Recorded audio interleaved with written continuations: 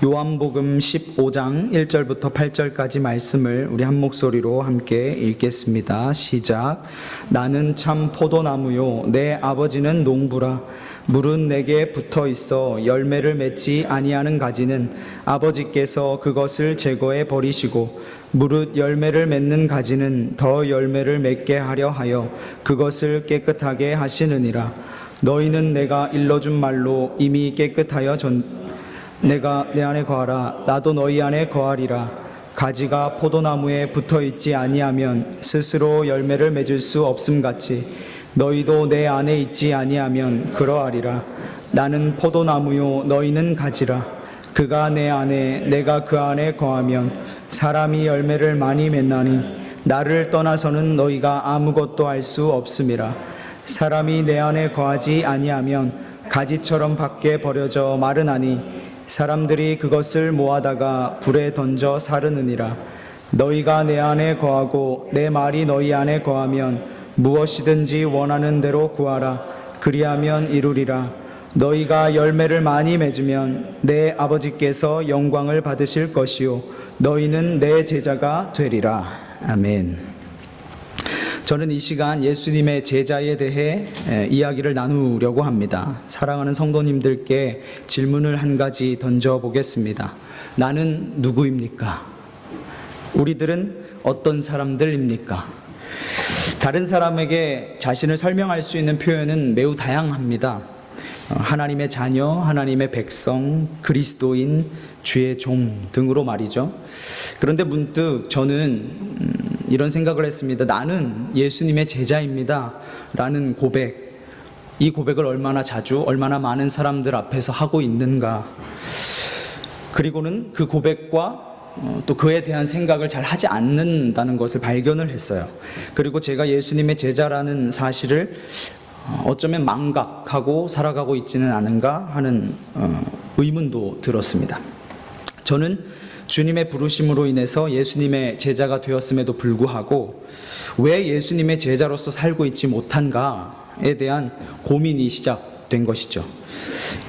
그 이후에 예수님의 제자로 살기를 다짐하면서 그러면 내가 무엇을 해야 할까? 내가 어떻게 해야 할까? 스스로에게 물었습니다. 내가 예수님의 제자로 살려면 어떻게 해야 될까? 예수님께서 부활하신 후 제자들에게 하신 명령이 떠올랐습니다. 너희는 가서 모든 민족을 제자로 삼으라. 이 말씀은 지금 제가 이곳에 서 있는 이유이기도 합니다. 제가 신학을 하게 된 동기이기도 합니다. 예수님을 모르는 수많은 영혼들에게 복음을 전하고 그들로 하여금 예수님의 제자가 되게 하는 것이 저의 사명이라고 생각했기 때문입니다. 제가 무엇을 감당해야 하는지가 매우 분명합니다. 제자 삼는 것. 내가 예수님의 제자로 부르심을 받았고 그 제자로서 살아가는 방식은 또 다른 예수님의 제자를 세우는 것이었습니다. 그러니까 제 삶은 굉장히 간단합니다. 예수님의 제자를 만들면 돼요. 그런데 제 고민은 저부터가 예수님의 제자로 잘 살지 못한다는 거예요.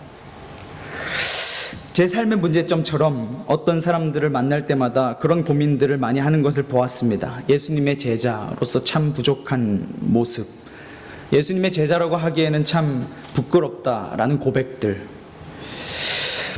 우리들의 생활을 면밀히 살펴보면 예수님의 제자라고 하지만 실제로는 그렇지 않은 경우가 더 많다는 뜻일 수도 있겠죠. 더욱이 우리는 예수님의 제자가 무엇인지도 잘 모르면서 예수님을 따라가고 있는지도 모르겠습니다. 이러한 사실이 저의 마음을 굉장히 무겁게 만들었고 불편하게 했습니다. 누구나 무턱대고 예수님만 따르겠습니다 하면 다 예수님의 제자가 될 수 있는가 하는 것이죠. 분명히 예수님은 마지막 지상 명령을 통해서 가서 제자 삼으라 말씀해 주셨습니다. 거기에 순종하기 위한 선행 조건은 내가 먼저 예수님의 제자가 되어야 한다는 것이죠. 나부터가 예수님의 제자로 제대로 살지 못하면서 누군가에게 예수님의 제자가 되라고 말하는 것이 좀 넌센스였어요. 나도 예수님 잘 믿지 못하고 있으면서 예수님 믿으라고 말하는 것이 참 아이러니였어요. 이런 깨달음을 얻고 난 이후에 내가 예수님의 진정한 제자가 되기 위해서는 예수님의 제자가 정말 뭔가, 예수님의 제자로 사는 게 정확하게 뭔가 하는 것을 알아야겠다고 생각했습니다. 그래야만 예수님의 제자로서 나도 살고 또 다른 누군가를 예수님의 제자로 세울 수 있지 않겠나 싶었습니다. 그래서 저는 이 시간 예수님께서 하신 이 요한복음 15장의 포도나무의 비유를 통해서 우리 모두가 나는 과연 예수님의 제자인가? 라는 것을 한번 생각해보고 고민해보며 그 근본적인 질문에 예스라고 답할 수 있는 시간이 되었으면 좋겠습니다. 우리는 본문을 살펴보기에 앞서서 예수님 당시에 포도나무에 관한 이 유대인들의 이해를 알아둘 필요가 있습니다. 예수님께서 제자들과의 이별을 눈앞에 둔 시점에서 자신과 이 이스라엘의 또 혹은 제자들의 관계를 설명하시면서 포도나무를 비유로 말씀하셨어요. 유대인들에게 포도나무는 그 환경적으로 뿐만 아니라 신학적으로도 매우 중요한 의미를 가지고 있습니다. 이스라엘 백성들은 하나님께서 이집트에서부터 뽑아다가 가나안 땅에 심은 포도나무다, 이렇게 시편에 기록되어 있어요. 이와 비슷한 맥락에서 예언자인 이사야도 그 당시 하나님의 백성을 의와 정의의 열매를 맺어야 할 극상품 포도나무로 간주했습니다. 그냥 일반 포도나무가 아니라 포도나무 열매 중에서도 가장 극상품, 최고의 가치를 지닌 열매의 포도나무로 이야기를 했습니다. 그런데 아이러니하게도 이스라엘은 이러한 열매들을 맺지 못했고 도리어 어떤 열매들을 맺게 되냐면 불의, 포악, 그리고 피 흘림의 열매를 맺었다, 이렇게 고백합니다. 이렇게 그들의 죄악을 드러냅니다.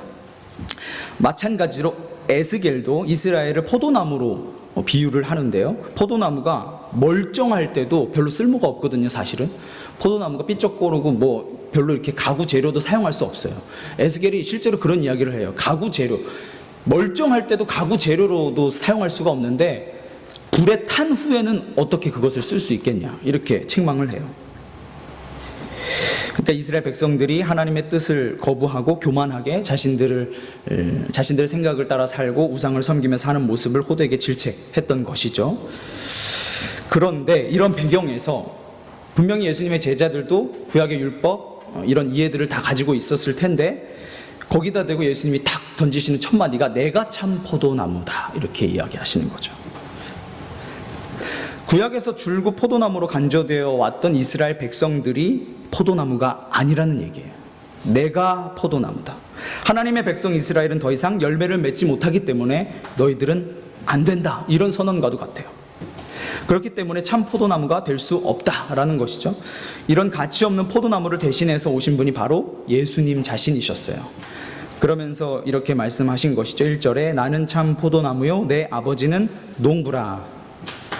여기에 예수님께서 사용하신 나는 무엇이다 라는 표현이 등장하는데요. 헬라어로 에고 에이미라는 말인데 나는 무엇이다 라는 표현이 요한복음에는 굉장히 많이 등장합니다. 예수님만 사용하시는데 자신이 참 포도나무이심을 정언적으로, 그러니까 아무 제약이나 어떤 조건 없이 선포하신 말씀이 되겠습니다. 이것은 예수님께서 성부 하나님과 동일하게 자존성을 가지고 계신 분이라는 것을 신적 권위를 가지고 선포하실 때만 사용하는 말씀이에요. 나는 무엇이다. 근데 여기에서 나는 포도나무다, 이렇게 말씀을 하신 것이죠. 앞에서 살펴본 것처럼 구약에서 이스라엘이 가끔 포도나무로 비유될 경우에는 긍정적인 것보다는 부정적인 의미가 훨씬 더 많이 사용되고 있습니다. 이사야 5장 1절 2절에도 보면 이스라엘은 좋은 포도 맺기를 원하는 주인의 뜻을 어기고 들포도를 맺게 됩니다. 그러니까 못된 포도나무가 된 것이죠. 불순종한 포도나무가 된 것이죠. 본문에서도 예수님께서는 단순히 그냥 포도나무라고 하지 않으시고 그 앞에 참 포도나무, 그러니까 참이라는 단어를 강조하시면서 덧붙이셨어요. 그러니까 패역하고 타락한 이스라엘과 자신을 분리시키시고 하나님의 뜻에 순종하는 참 이스라엘의 모범으로서 예수님 자신을 계시하신 것이죠. 다음으로는 예수님께서 자신이 누구이신지 알려주신 것에 이어서 성부 하나님이 누구이신가를 밝혀주셨어요. 예수님께서 성부 하나님을 지칭한 내 아버지라는 호칭은 엄밀한 의미에서 예수님만 사용하실 수 있는 언어예요.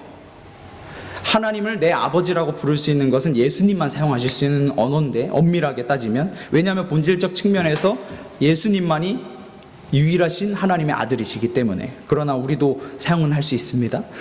따라서 본절에서 내 아버지라는 호칭은 예수님께서 자신이 성자 하나님이심을 선언하는 것으로 보아야 할 수도 있습니다.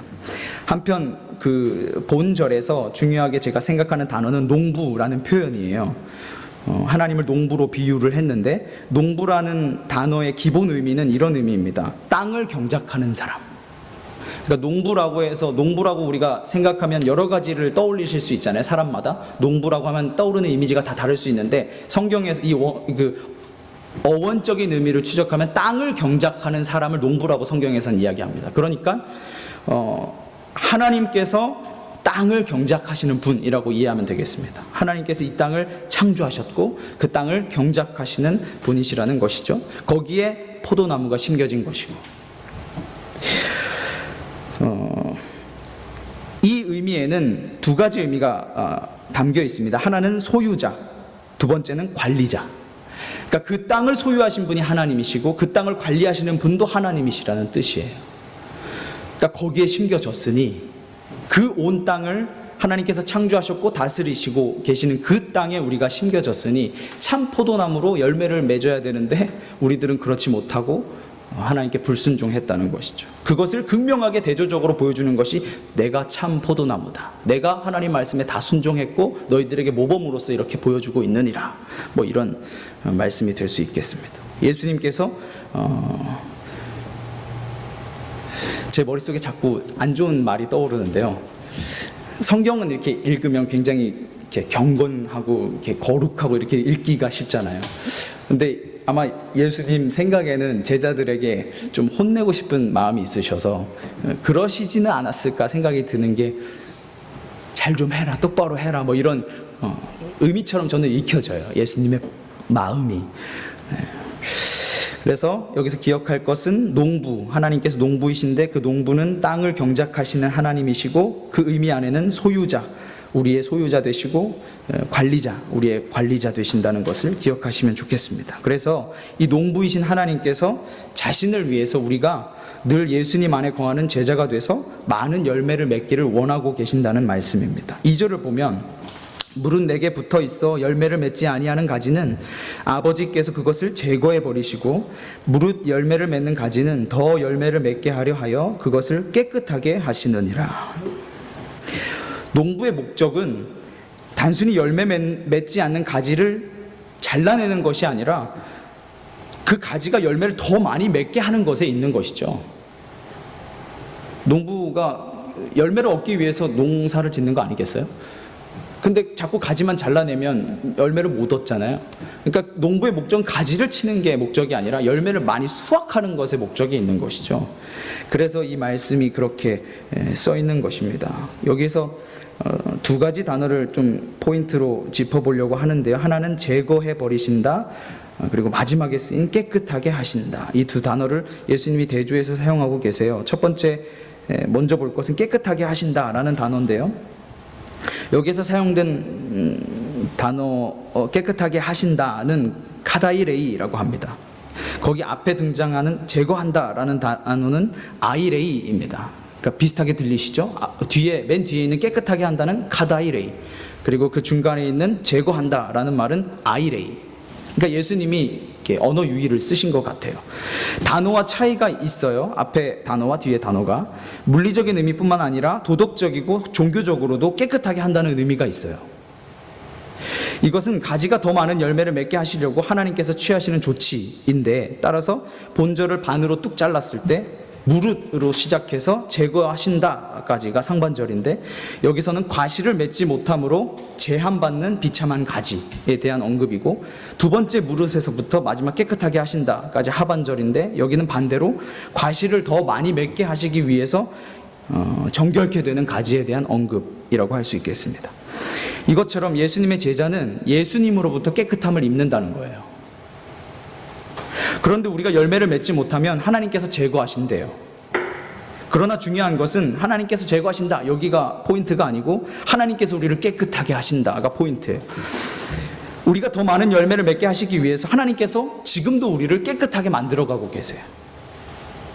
어떤 농사든 마찬가지지만 병충해 관리 때문에 농부들이 골머리를 앓습니다. 한 해 농사의 판가름도 이것을 잘 관리하느냐 못하느냐, 물론 더 중요한 것은 날씨가 도와줘야겠지만요, 병충해 관리 이거 실패하면 농사 망치는 거죠. 그래서 굉장히 골머리를 앓습니다. 약도 치고 이렇게 새도 쫓으려 그물도 치고 여러 가지 방법들을 고안하지만 잘 안 되죠. 어렵습니다. 그러니까 농부들은 벌레가 열매를 먹지 못하도록 병충해 관리를 열심히 합니다. 하나님께서도 우리가 열매 맺는 삶을 살게 하시려고 우리를 깨끗하게 하세요. 벌레가 와서 우리를 쪼아 먹으려고 할 때, 사탄이 와서 우리를 쪼으려고 할 때 그것으로부터 지키시고 자꾸만 깨끗하게 하시려는 농부와 같이 일하고 계신다는 것이죠. 그래서 우리의 삶이 열매 맺어갈 수 있는 거예요. 언제요? 하나님이 우리를 깨끗하게 하실 때. 그런데 우리 삶의 주변에는 우리가 예수님의 제자로 살지 못하도록, 거룩하게 살지 못하도록 만드는 여러 종류의 공격이 도사리고 있습니다. 내가 예수님의 제자로 살아가는 것을 방해하는 벌레가 있습니다.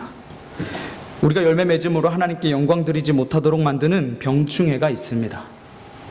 여러 형태로 찾아오기도 합니다. 우리의 믿음을 갉아먹는 시험일 수도 있고, 우리의 마음을 어렵게 만드는 고난일 수도 있습니다. 그것은 재물의 문제, 건강의 문제, 자녀의 문제, 직장의 문제, 관계의 문제, 죄악의 문제 등으로 사람마다 천차만별이겠죠. 그러나 무엇보다도 우리가 예수님의 제자로 열매 맺는 삶을 살기 가장 어려운 점은, 그것을 뚜렷하게 보여주는 내용은 바로 예수님의 말씀 속에 있다고 생각합니다. 제가 지난번 설교 때도 나눴던 말씀이기도 한데, 누구든지 나를 따라오려거든 자기를 부인하고 날마다 자기 십자가를 지고 나를 따를 것이니라. 자기 부인과 십자가를 지면서 예수님을 따르는 것이 날마다 반복되어야 되기 때문이에요. 오늘이 지나면 내일 아침에 다시 초기화가 돼요. 그러니까 힘든 거죠. 자기 부인과 날마다 자기 십자가를 지는 삶이. 이 훈련은 매일 새로워요. 어제의 자기 부인이 오늘의 자기 부인으로 점수 매겨지지 않습니다. 어제 자기 부인 70점 맞았어. 그럼 오늘 70점? 아니에요. 오늘은 50점 맞을 수 있고 30점 맞을 수도 있는 거예요. 우리의 과거의 십자가를 붙들고 있을 게 아니라 오늘의 십자가를 져야 돼요. 나 몇 년 전에 이런 십자가 졌어. 사람들 앞에 자랑스럽게 얘기할 수 있을지 모르겠지만, 예수님은 오늘 지금 당장 네 십자가를 지라고 말씀하고 계세요. 우리 주님께서는 자기 부인 없는 제자는 내 제자가 아니라고 말씀하세요. 날마다 죽는 훈련 없이 어찌 예수님의 제자가 될 수 있겠습니까? 우리들의 일상에는 자기 부인을 할 수 없게 만드는 요인과 요소들이 넘쳐나죠. 그 가운데 이 말씀에 순종하기란 여간 쉬운 일이 아닙니다. 그것도 매일이요. 그럼에도 불구하고 우리가 예수님의 제자로 살기 원한다면, 제자로 살아가기 원한다면 매일 자신을 부인하고 십자가를 져야 합니다. 이 말씀 속에는 예수님의 제자로 살아가면서 어떤 고난이나 죽음도 불사할 수 있어야 한다는 의미가 포함됩니다. 오늘 읽진 않았지만 15장을 전체적으로 쭉 밑으로 읽어가기 시작하면 예수님께서 친구를 위해서 사랑을 이야기하시면서 목숨을 준다 이렇게 얘기를 하세요. 그러니까 죽음도 불사할 수 있어야 된다는 거예요. 예수님의 제자로 살기 위해서는. 주님을 위해서 내 생명을 조금도 아깝게 여기지 않는 사람, 그거 없이, 그런 각오 없이 예수님 따라서 안 됩니다. 따를 수도 없습니다. 히틀러 정권 당시에 독일의 루터교회 목사이자 신학자였던 디트리 보네퍼가 이렇게 말했어요. 고난은 진정한 제자됨의 표지다. 우리가 그분을 섬기며 십자가를 지다가 생명을 잃는다면 그리스도와 더불어 십자가의 교제를 나누는 가운데 다시 생명을 얻게 될 것이다. 고난으로 매일 죽는 훈련을 하는 사람들, 다른 사람들이 보기에는 매일 죽는 것처럼 뭐 저렇게 살아, 저렇게까지 살아야 돼? 세상 사람들의 눈에는 그렇게 비춰질지 모르지만 그 안에서 예수님과의 교제를 나눈다면 우리는 다시 생명을 얻게 될 것이다. 어떤 이들에게는 고난이 우리가 예수님을 따르는데 제대로 제자로 살지 못하도록 만드는 벌레일 수도 있습니다. 그런데 역으로 생각하면 그 고난이나 죽음은 진정으로 예수님의 제자인지를 아닌지를 판가름하는 기준이 될 수도 있습니다. 사람들의 기준에선 벌레 같은 존재일지 모르겠지만 하나님의 기준, 하나님의 시선에서는 정말 예수님의 제자인가를 판단하는 기준이 될 수 있다는 것이죠. 다음으로 주목할 점은 2절에 언급됐었던 깨끗하게 하심이라는 예수님의 말씀으로 깨끗하게 하심이라는 것은 예수님의 말씀으로 하시는 일이에요. 3절을 한번 볼게요. 너희는 내가 일러준 말로 이미 깨끗하여 졌느니라. 2절 끝에 깨끗하게 하신다 그랬잖아요. 우리를 깨끗하게 하신다 그랬잖아요.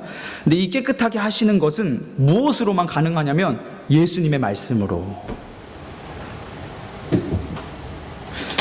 근데 그 가운데 중요한 단어가 포함되어 있습니다. 이미 깨끗하여졌다. 우리는 이미 예수님의 말씀으로 깨끗함을 입은 사람들이에요. 다른 어떤 것으로도 우리를 깨끗하게 할 수가 없어요. 우리는 이미 깨끗한 사람들인데 하나님의 말씀, 예수님의 말씀으로 깨끗함을 입은 사람들인데 우리 이렇게 노력하는 사람들 있죠. 거룩해지려고, 깨끗해지려고. 뭔가 더 하면 깨끗해질 것 같고 거룩해질 것 같고. 우린 이미 깨끗해졌어요. 예수님의 말씀으로. 샤워를 오래 한다고, 빨래를 자주 한다고, 순금으로 내 온몸을 치장한다고 우리가 깨끗하게 되나요? 오직 예수님의 말씀만이 우리를 깨끗하게 하십니다. 예수님의 말씀이 아닌 것으로 우리가 깨끗해질 수 있는 방법은 어디에도 없어요. 죄로 오염된 우리가 말씀을 벗어나서 거룩하게 된다는 거 있을 수 없는 일이죠. 주님의 말씀을 듣는 우리 모두가 하나님의 말씀으로 이미 깨끗함을 입었음을 고백하는 우리 모두가 되셨으면 좋겠습니다. 성도 여러분, 포도나무 가지가 포도나무를 떠나서 할 수 있는 게 뭐가 있을까요? 포도나무 가지는 아무런 힘이 없습니다. 다만 포도나무에 잘 붙어 있는 것만이 포도나무 가지가 할 수 있는 최선입니다. 포도나무 가지는 그저 농부가 물을 줘야 될 때를 기다려야 할 뿐이고, 하늘에서 비가 내리기를 기다려야 하고, 벌레에 갉아먹히면 바람이 불기를 원하든지, 아니면 농부가 와서 그 벌레를 잡아주기를 기다리든지, 태양이 지면 밤 동안 계속 기다렸다가 내일의 태양이 뜨기만을 기다릴 수밖에 없는 것, 그것이 포도나무 가지가 할 수 있는 최선이에요. 아무것도 할 수 있는 게 없어요. 포도나무를 떠나서 할 수 있는 게 아무것도 없어요. 혼자서 절대로 열매를 맺을 수 없다는 말이죠. 이것이 우리의 연약한 모습을 보여주는 것 같지 않습니까? 5절입니다. 나는 포도나무요 너희는 가지라. 그가 내 안에 내가 그 안에 거하면 사람이 열매를 많이 맺나니 나를 떠나서는 너희가 아무것도 할 수 없습니다. 예수님 포도나무시고 우리는 가지입니다. 우리가 예수님 안에, 예수님께서 우리 안에 거하시면 열매를 많이 맺는다고 말씀하셨습니다.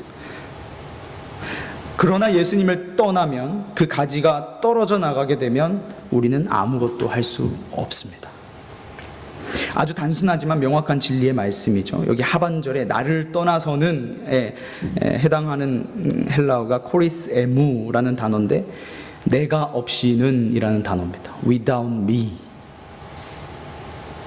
예수님 없이는 아무것도 할 수 없다. 줄기에서 절단된 포도나무의 가지는 6절, 우리 보진 않았는데 6절 표현처럼 밖에 던져져 말라버리게 됩니다. 예수님이 없는 사람들의 영적 상태도 이것과 똑같습니다. 영적으로 마르게 되고 버려지게 됩니다. 그들이 비록 가진 지식이 많고 또 외적으로 성공적인 삶을 살고 있는 것처럼 보일지라도 예수님 없이 살고 있다면 결코 열매를 맺을 수 없다는 말이죠. 아까 코리스 에무, 내가 없이는 이래서 코리스라는 단어만 따로 보면 단독으로 라는 뜻이 있어요. 또 따로라는 뜻이 있어요.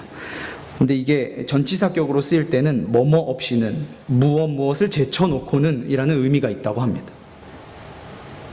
그리고 아무것도 할 수 없다 해서 아무것도라는 단어는 우덴이라는 단어인데 영어로 번역하면 nothing이에요.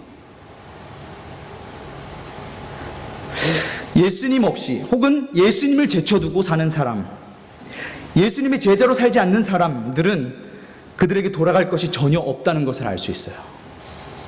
그러니까 앞에 말씀과 뒤에 말씀이 극명하게 대조가 되고 있는 거예요. 예수님 안에 거하는 자는 단순히 많은 열매를 맺는다, 이것에 그치는 것이 아니라 무한대로 무궁무진하게 열매를 맺지만 예수님 안에 거하지 않는 자 제로라는 거예요. 이것은 6절 끝에 사람들이 그것을 모아다가 불에 던져 사른다라는 말씀과 상통합니다. 불에 타면 어떻게 되죠? 아무것도 안 남습니다. 예수님께서 우리 개개인의 중심에 계셔야만 흔들리지 않고 올바른 방향으로 나아갈 수 있고 하나님께서 기뻐하시는 생활의 열매, 신앙의 열매들을 맺을 수 있습니다. 예수님과의 관계 단절은 우리의 삶을 황폐하게 만들어 버립니다. 우리는 예수님 없이 사는 삶이 아니라 예수님과의 신비적인 연합을 이루어가는 제자의 삶을 사셨으면 좋겠습니다. 예수님의 제자는 예수님께 절대 의존해야 합니다. 그렇지 않고는 열매 맺음을 기대할 수가 없습니다. 포도나무와 가지가 하나로 연결되어 있는 것처럼 우리도 예수님과 하나됨을 유지해야 합니다. 이러한 본질적인 연합의 관계를 이룰 때만 열매 맺는 제자의 삶을 사는 것이죠. 대표적인 그 복음주의 신학자였던 지도자였던 존 스토트가 이렇게 얘기했습니다. 다른 사람에게 의지하지 않으려는 것은 성숙이 아니라 미성숙이다. 다시요. 다른 사람에게 의지하지 않으려는 것은 성숙이 아니라 미성숙이다. 저는 어떤 상황에서는 자립하는 것이 적절하다고 생각합니다. 그런다 할지라도 제자의 특징을 가장 잘 보여주는 태도는 하나님께 절대적으로 의존하는 것이라고 여깁니다. 지금 예수님께서 우리를 향해 요청하는 것이 이거라고 생각해요. 너는 나를 의존해야만 하는 존재다. 너는 내가 필요하다. 너는 나를 떠나서는 아무것도 아닌 것이다.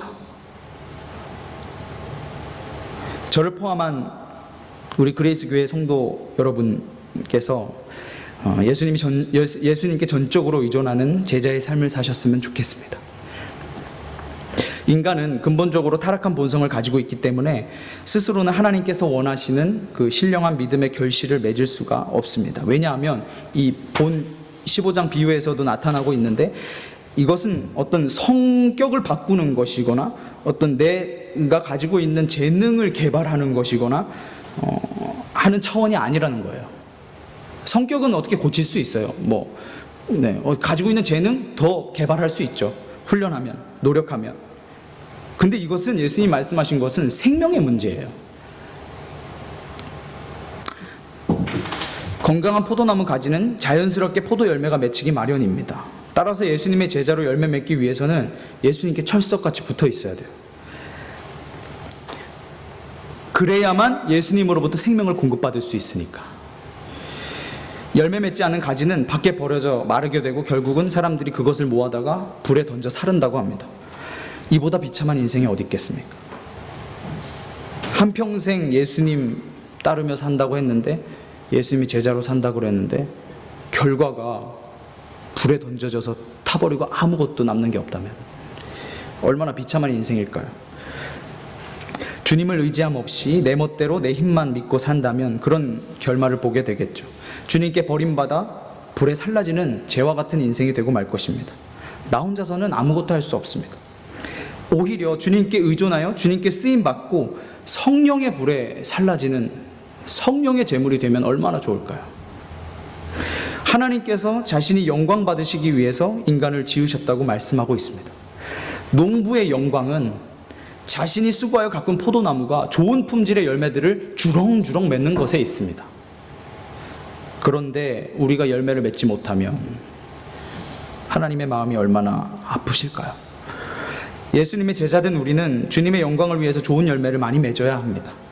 예수님의 제자로서 많은 열매를 맺어야 하는 필연성과 당위성을 강조하는 내용이 8절입니다. 그러니까 예수님의 제자로 살면서 열매를 맺어도 되고 안 맺어도 된다 이게 아니라 무조건 맺어야 된다는 거예요. 그것이 8절 말씀인데 너희가 열매를 많이 맺으면 내 아버지께서 영광을 받으실 것이요 너희는 내 제자가 되리라. 이 말씀을 다시 쓰면 이렇게 표현할 수 있습니다. 너희가 열매를 많이 맺고 나의 제자인 것이 입증된다면 내 아버지께서 영광을 받으신다. 단순히 우리가 열매를 많이 맺으면 예수님이 제자이고 하나님께서 영광 받으신다 이런 의미가 아닌 것이죠. 우리가 제자로서 열매를 많이 맺으면 하나님께서 영광을 받으신다는 거예요. 이 문맥에서 강조하는 것은 열매를 많이 맺는 것이야말로 진정한 제자된 삶의 출발이라는 거예요.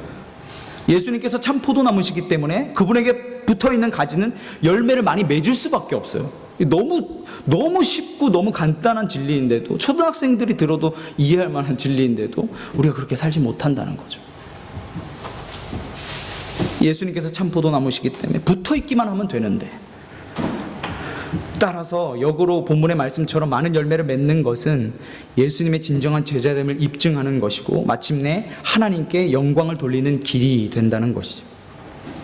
이와 동시에 많은 열매를 맺지 않으면 결코 예수님의 제자가 아니라는 것을 우리가 증거하는 꼴이 되는 거예요.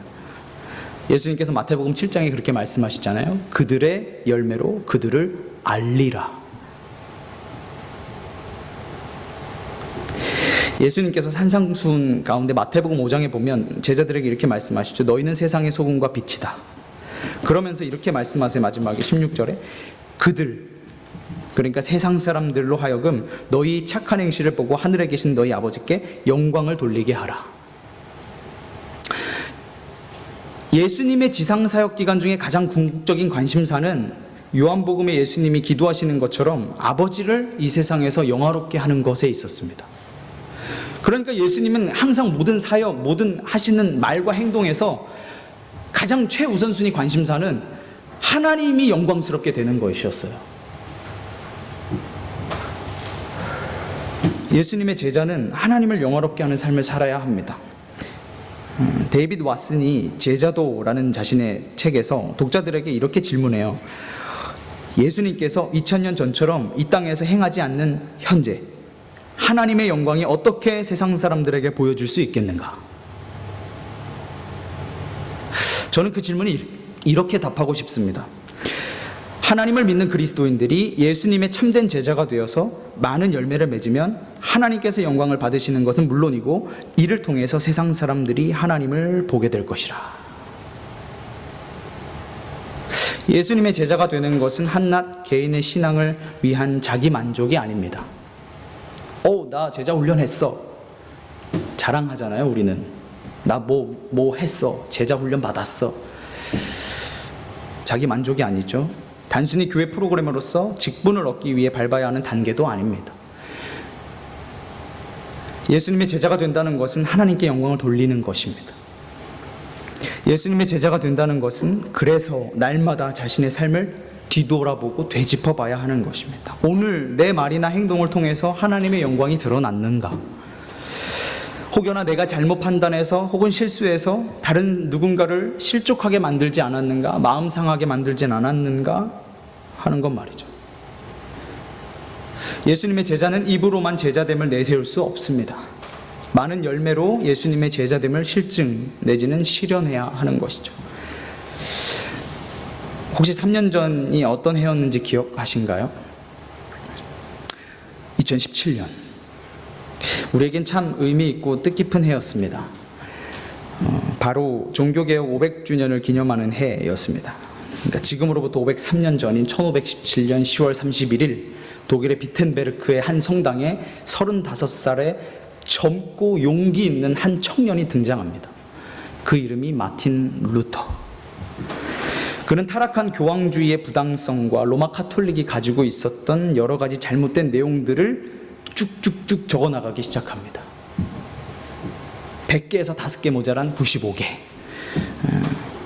어디서는 의견서다, 어디서는 반박문이다 라고 하는데 95개에 달하는 내용을 종이를 붙인 것이죠.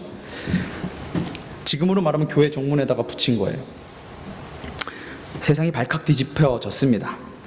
교황의 권위는, 그 당시 교황의 권위는 어마무시한 것이었기 때문에, 교황에 대해서 함부로 말할 수 없는 시대였기 때문에 그것이 불씨가 돼서, 물론 그 전에도 조금씩 조짐들이 있긴 했지만 그것이 불씨가 돼서 유럽 사회의 종교개혁, 우리가 흔히 이야기하는 종교개혁이 화염과 같이 타오르게 됐습니다. 그 당시 출연한 종교개혁자들이 주장한 내용들이 여러 가지가 있는데 그것을 이렇게 5가지로 압축해서 표현하면 5가지가 이렇습니다. 첫째는 오직 성경, 두 번째 오직 은혜, 셋째 오직 믿음, 넷째 오직 그리스도, 다섯째 오직 하나님께 영광. 이 5가지 다 살펴볼 수 없고요. 마지막에 하나님의 영광, 하나님께 영광만 잠깐 간략하게 보려고 합니다. 이 중에 마지막으로 나온 하나님께 영광이라는 것, 이 요한복음에서도 등장을 하는데요. 영광이라는 단어가 헬라어로 독사예요. 독사, 많이 들어보셨죠? 그 뱀 있잖아요, 뱀. 그것과 똑같습니다, 발음이. 독사. 이 독사라는 단어는 영광이라는 뜻으로 해석이 되지만 그 안에 있는 의미를 들여다보면 사람의 견해나 의견이나 판단 이런 뜻이 있어요. 그러니까 조금 깊이 들어가서 생각해 보면 이 하나님께 영광을 돌린다는 것은 우리 안에 있는 견해, 의견, 생각, 판단 이런 거예요. 그러니까 하나님께서 말씀하시는 것, 하나님께서 행하시는 일들을 보고 우리가 판단하고 생각하고 의견을 내는 것이 하나님께 영광을 드리는 것이라는 거죠. 하나님의 말씀을 듣고도 아무런 반응이 없다거나 하나님이 역사하시는 것을 보면서도 아무런 반응이 없다면 하나님께 영광을 드리는 일이 아니라는 거예요. 하나님이 말씀하시면, 하나님이 역사하시면 우리가 마땅히 드릴 수 있는 반응, 그것이 영광이라는 것이죠.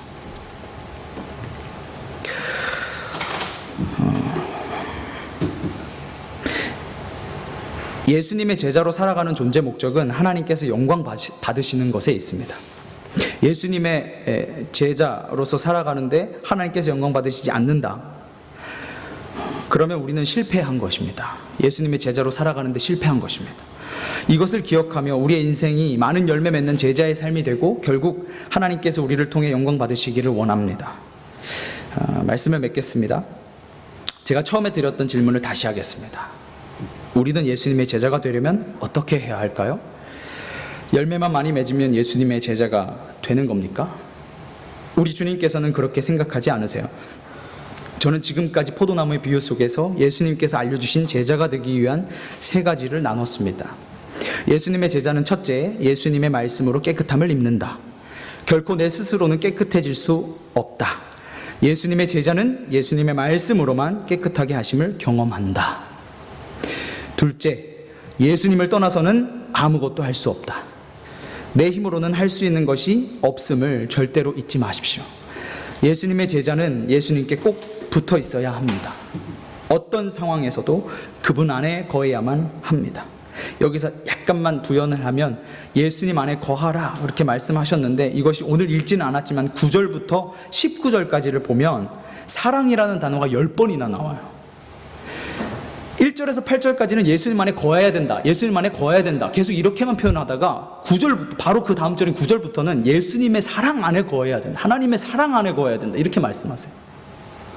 그러니까 우리가 예수님 안에, 단순히 예수님 안에 들어간다 이것이 아니라 예수님의 사랑, 그러니까 제자의 가장 중요한 포인트는 사랑으로 산다는 것이죠. 예수님을 사랑하고 이웃을 사랑하는 것, 그래야지 예수님의 제자가 된다는 것입니다. 마지막 3번째, 하나님께서 영광을 받으셔야 한다. 내 삶을 통해서 하나님의 영광이 드러나고 있지 않다면 심각하게 여기고 다시 한번 우리의 삶을 돌아봐야 합니다. 내 삶을 통해서 하나님의 영광이 드러나고 있는가를 고민하시고, 나는 정말 예수님의 제자로 살아가고 있는가를 한번 되돌아보십시오. 그리고 이제는 하나님께서 우리의 삶을 통해 영광 받으시도록 우리의 삶을 내어드리는 진정한 참된 제자가 되시길 주님의 이름으로 소망합니다. 기도하겠습니다. 우리 시간 말씀을 한번 기억하면서 기도하시고 또 같이 기도하고 싶은 기도 제목이 있는데요. 한국은 오늘 제21대 국회의원 선거, 그러니까 총선 투표가 조금 전에 완료가 되었습니다. 하나님 보시기에 좋은 리더들 많이 당선되어서 나라와 국민들을 잘 섬길 수 있게 해주시고, 더욱이 지금과 같은 위기의 때에 하나님을 경외하며 또 지혜롭게 대처할 수 있는 지도자들이 세워질 수 있도록 도와주시고, 또 우리 호주에 있는 지도자들 역시 하나님의 손길로 인도해 주셔서 이 호주 땅이 든든하게 세워져 갈 수 있도록, 우리 호주 교회들이 든든하게 세워져 갈 수 있도록 하나님께서 함께 해달라고 우리 시간 2가지 기도 제목 놓고 한번 기도하도록 하겠습니다. 함께 기도하겠습니다. 하나님 아버지 감사합니다. 오늘 우리에게 말씀 들을 수 있는 은혜 주셔서 감사합니다. 우리가 이 세상에서 예수님의 제자로 사는 것이 참 힘들고 어렵지만 그럼에도 불구하고 이것이 하나님이 기뻐하시는 길이라면, 이것이 하나님께서 영광 받으시는 길이라면 우리가 기꺼이 나아갈 수 있게 해주시고 믿음으로 맞서 싸울 수 있도록 도와주시옵소서. 우리가 늘 예수님의 말씀으로 깨끗함 얻게 하시고 내가 할 수 있다고 생각하지 말게 하시고 예수님 안에 거하게 하시고 예수님께 붙어있게 하시고 우리의 삶을 통해 하나님 앞에 영광 돌리는 삶 되게 주시옵소서. 감사드리며 예수님의 이름으로 기도합니다. 아멘. 우리 주